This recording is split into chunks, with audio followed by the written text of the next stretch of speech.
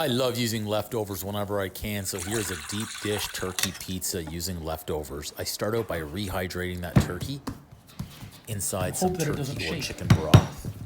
You'll find the easy pizza dough recipe on my channel, so be sure to check that one out. Deep dish turkey pizza. Sage garlic butter at the request of viewer Sean. Use the back of our spoon to get that in to start and spread that around a little bit. I was cooking this deep dish pizza live on my cooking show, so be sure to turn the notification button on so you can see exactly when I'm going live and cooking in my kitchen. Here comes that turkey out of that it's almost like, I guess, a turkey pot pie, some could call it. Flavor and juiciness. Jalapeno, onion.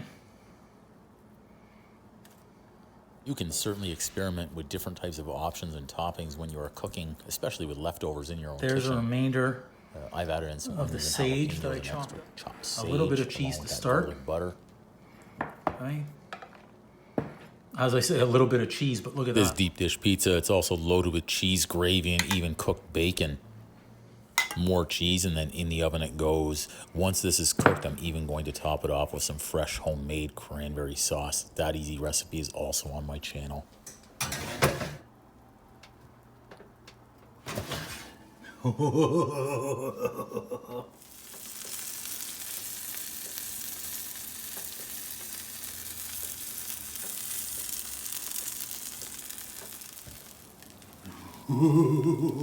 This deep dish pizza could actually be better than a turkey pot pie. Ooh, tough selections, tough choices. Let's slice into this one and taste it up.